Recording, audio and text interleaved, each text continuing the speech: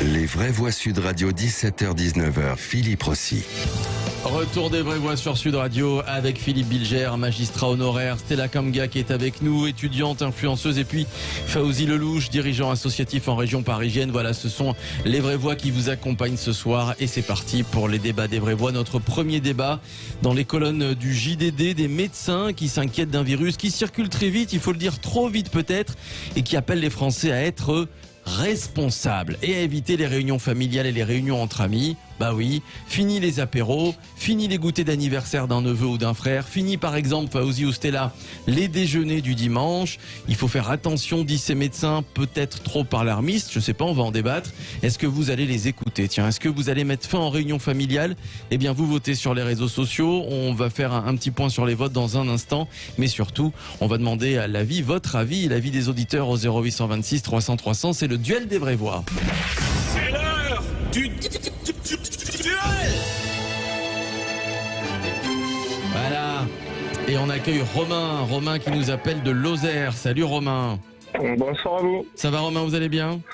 En forme, oui. D'accord. Quel temps il fait chez vous? Bah, c'est simple, un peu partout il fait plus de 30 degrés. Donc, Oui, c'est ça. Bah voilà, c'est ça. Allez Romain, vous allez débattre face à Philippe Bilger. Voilà, argument contre argument. Romain, je vous pose la question toute simple. Est-ce que, comme le disent ces médecins dans cette tribune du JDD, est-ce que vous allez limiter les réunions familiales et les réunions entre amis? Pas plus de 6 personnes. C'est ce qu'ils recommandent. Non, je vois pas pourquoi je devrais me restreindre sur les réunions familiales et entre amis, en fait. Pourquoi? Tout simplement parce que je pense qu'avec de la bonne intelligence, les mesures barrières, on est suffisamment protégé. Et tout simplement, masque, lavage des mains, distanciation sociale. Ah bon, parce que quand vous êtes chez vous et que vous organisez un déjeuner à 7-8 personnes, vous vous mettez 1 mètre avec un masque? Non. Non, mais en principe, la distanciation par rapport à 2 chaises à table, il y a toujours quand même un peu d'espace, qu'on puisse avoir un petit peu de place au niveau des jambes. Enfin, je pense que tout le monde est assez décontracté autour d'une table en famille et pas les uns sur les autres. À manger coude à coude. C'est mon avis personnel. Après, quand il y a des réunions de 15 ou de 12 personnes un dimanche en mangeant, il y a suffisamment de rallonge pour les tables pour pouvoir avoir assez de distanciation. Et voilà. D'accord, donc pour vous, Romain, c'est non, quoi. J'écoute pas les médecins, je continuerai à participer aux réunions de famille, aux réunions entre amis. C'est ça. Non, alors au contraire, non. J'écoute les médecins. On a suffisamment été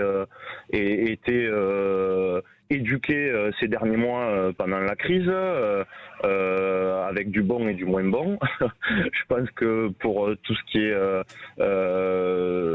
gestes, distanciation, tout ça, nous on en a même été informés par nos entreprises. Enfin, il y a quand même eu pas mal de pédagogie par rapport à ça.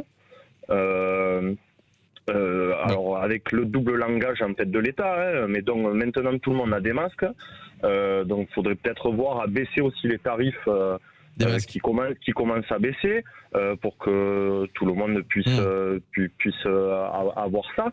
Le gel hydroalcoolique pareil, parce que moi j'ai pu organiser en fait mon anniversaire juste après le déconfinement, parce que à cette période-là en fait l'État n'avait pas pu faire passer l'interdiction des réunions.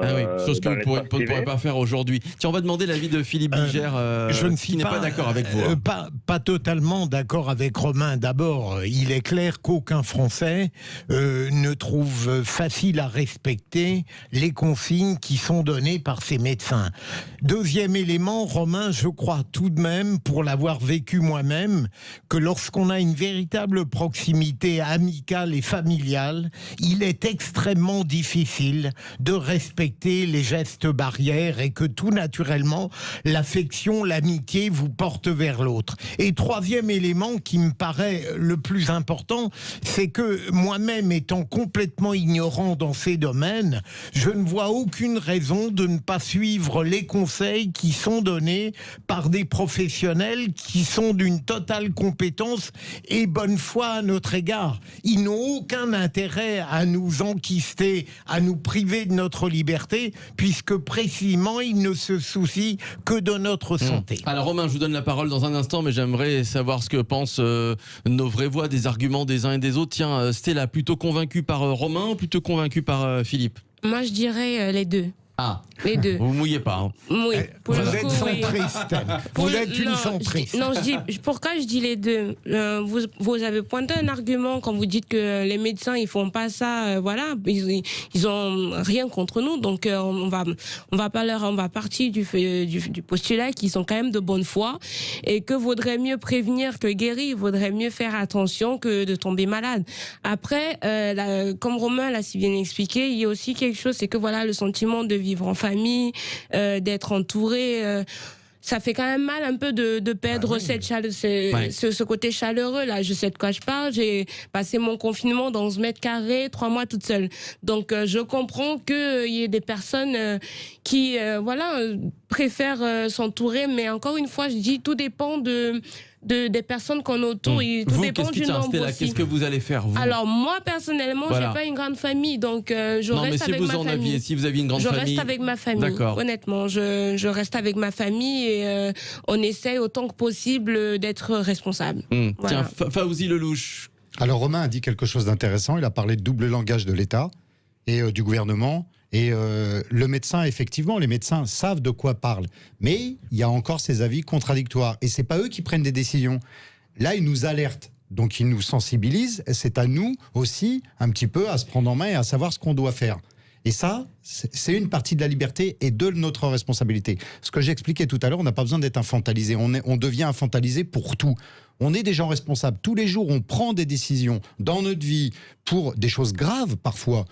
On est capable de savoir ce qui est juste et pas juste. Et moi, je peux vous dire que les liens au niveau de la famille, c'est important. On a pu voir que on peut aussi se prémunir de tomber malade ou se soigner, mais le meilleur des soins aussi, c'est l'affection, la proximité des familles. Et la famille, les médecins ont quand même raison de faire des recommandations. Il y a bien des personnes dans ce pays qui ont décidé de ne pas porter de masque. Entre faire une recommandation et imposer en donnant des directives, je trouve que les directives sont un peu trop nombreuses. Et surtout, Sud Radio ne pose pas la question qui consisterait à supprimer les liens amicaux et familiaux, de les réduire autant que possible en tenant compte des précautions sanitaires. Ça me paraît une évidence et je pense que Romain, sur ce plan-là, n'est pas complètement désaccordé avec moi. Romain, vous êtes là, Romain, ou pas? On vous a perdu. Oui, ah bon, d'accord. Non, je suis là.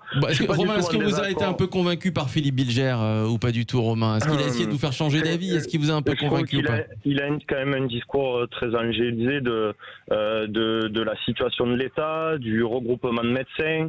En fin de compte, si les gens sont assez sensible par rapport à ce qui se passe là sur les réunions amicales, sur les réunions familiales, c'est qu'en fait le double discours qui est arrivé dès le départ de cette crise sanitaire, ils le payent là aujourd'hui, c'est-à-dire que ils n'arrivent pas à être sur la même ligne d'attaque.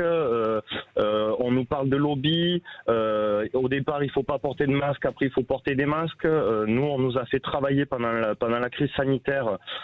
Sans restauration. Vous faites quoi, vous, Romain, dans la vie? Vous faites quoi? Je suis routier. Ok.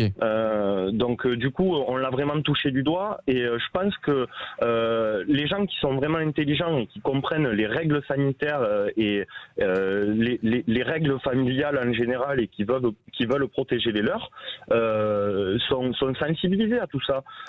Mais quand on est confronté à de la cacophonie, par des intérêts particuliers ou par d'autres intérêts. Mais c'est ça je peux pas affirmer ces choses-là. Mais les intérêts derrière, s'il n'y a pas... oui, ça, le lobby, les laboratoires... C'est inaudible pour une partie des Français et qu'ils ont l'impression qu'on leur enlève des libertés. Non, Philippe, vous comprenez qu'en fait, ce qui a le plus choqué les Français, c'est qu'on leur ait dit, à un moment donné, en l'occurrence en mars, on n'a pas besoin de masque, ça ne sert absolument à rien, et qu'on leur dise 4 mois après qu'il faut le mettre obligatoirement de 6h à 2h du matin. On ne va pas refaire à chaque décision l'historique complet du masque et du fait qu'on n'avait pas de masque. Ensuite, tout à fait vrai, la gestion n'a pas été impeccable, irréprochable. Mais ça ne démontre pas pourquoi il ne faudrait pas prendre des précautions dans les réunions amicales et familiales. C'est vous faites plus confiance, Romain, Voilà. vous faites plus confiance, c'est ça, vous faites plus confiance ni aux médecins ni au gouvernement, c'est ça en fait. Mais en fin de compte, quand il est arrivé cette crise sanitaire, j'ai été déboussolé moi-même. Je savais pas si... alors j'ai travaillé, j'écoutais ça, c'était... toute la journée sur les chaînes d'information, sur les chaînes de radio, c'est des vannes de panique qui peuvent qui prennent au corps certaines personnes de la population. On le voit encore aujourd'hui et ça pourra mener peut-être à des conflits entre pro-masques, anti-masques, tous ces genres de personnes-là. Après, il y a des personnes qui sont suffisamment intelligentes pour comprendre qu'il faut le porter. Moi, ma grand-mère est âgée. J'ai pas envie de porter la responsabilité de contaminer quelqu'un. Mon frère a un diabète avec insuline. Ma mère a des problèmes pulmonaires. Je veux dire, à un moment donné, on ne se fait plus de bisous ou de câlins pour se dire bonjour. Je me lavais les mains régulièrement chaque fois que je sortais des toilettes, chaque fois que je passe à table. Après, c'est quelque chose qui doit être naturel. Alors, la pédagogie, c'est bien. La restriction de liberté, je pense pas du tout. Stella, sur la restriction de liberté, Stella. Non, désolé, je ne suis pas d'accord autant avec Romain qu'avec Fauzi. Déjà parce qu'il a parlé d'infantilisation. Ouais. On aimerait bien en France que tout le monde soit responsable, mais il se trouve que c'est pas le cas. Il suffit de voir, ne serait-ce que dernièrement, les sorties des jeunes qu'il y a eu à cause du match qui opposait le PSG ou je sais pas quoi. C'était hier à Marseille, et avant ça, même à la finale et tout de l'Europa League, on aimerait bien nous que ces jeunes-là soient responsables, mais ils cet sont été pas. aussi, nombreuses fois cet été. Il y a eu des manifestations. Gilets jaunes. Il y a des manifestants qui sont sortis de chez eux, alors qu'en temps normal, les manifestations à la sortie du confinement étaient interdites.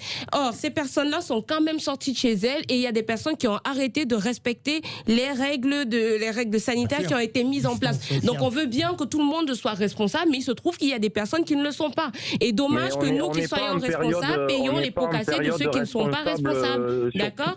Et maintenant, pour répondre à l'auditeur... On vous entend dans un instant, Romain. On laisse finir Stella. Et maintenant, pour répondre à l'auditeur qui parle de l'État qui a dit qu'il fallait mettre des masques et ensuite il fallait pas. N'oubliez pas que l'État est du moins est en face d'un virus qu'il n'a jamais vu, qu'il n'a jamais connu. C'est une situation nouvelle. C'est pas comme si on a déjà eu face au coronavirus il y a 10 ans et ensuite on se retrouve encore face à un coronavirus. Non, c'est parce qu'on a négligé le coronavirus. C'est parce que quand le coronavirus est sorti à Wuhan et qu'on s'est dit que ça va rester en Chine et pas toucher tout le monde entier, qu'on s'est retrouvé à être confiné plus tard qu'il ne fallait. Si on avait pris les mesures barrières et tout ce qu'il faut depuis le départ, je pense qu'on aurait évité un certain nombre de cas et un certain nombre d'accidents. Sincèrement, je le pense. Mais il se trouve que le coronavirus, on est dans l'inédit là. Donc, c'est normal que les règles peuvent évoluer. C'est pas un double discours, c'est de l'évolution, c'est de l'amélioration. Il faut faire attention à ne pas tomber dans le complotisme, en fait. Ne vous inquiétez pas, elle vous engueule pas, hein, Romain. Je vous engueule pas du tout. C'est sa façon de parler. Je m'en excuse. Allez, le mot de la fin, Romain. Le mot de la fin, Romain. Je pense qu'il y a énormément de choses qui sont liées à ça. Je veux dire, je pense pas qu'il y ait un microclimat sur la Suède, sur les pays nordiques. Je pense pas qu'il y ait un microclimat sur des pays africains. Donc, je comprends pas le nombre de morts qu'on peut avoir en France. Je comprends pas le fait qu'on n'ait pas pu soigner les gens, dépister les gens, faire vraiment le boulot médical. J'ai eu un cancer, moi, il y a 1 an et demi. On m'a repoussé mes rendez-vous. C'était pas un cancer important, psychologiquement peut-être, mais c'était plus facile à soigner. Je me mets à la place de ces gens-là qui n'ont pas eu de soins thérapeutiques pendant ces moments-là, sous prétexte que l'État et les services hospitaliers soient débordés. Je veux dire, il y a plein de choses qui sont liées. Je veux dire, un confinement, c'est pas des points de PIB qu'on aura en fin d'année. C'est un contexte anxiogène aussi. Mais il l'est, on le rend encore plus. Je vous rappelle qu'Israël rentre en confinement total. 3 semaines de confinement et la Suède regrette sa politique sanitaire. Ouais, voilà. Bon, on va évidemment. Donc, très mauvais cas On d'exemple. va en débattre et on va vivre avec ce virus pendant quelques longs mois. C'est ce qu'a dit le Premier ministre vendredi, Jean Castex. Merci à vous, Romain, d'avoir débattu avec nous et de nous avoir donné votre point de vue. On va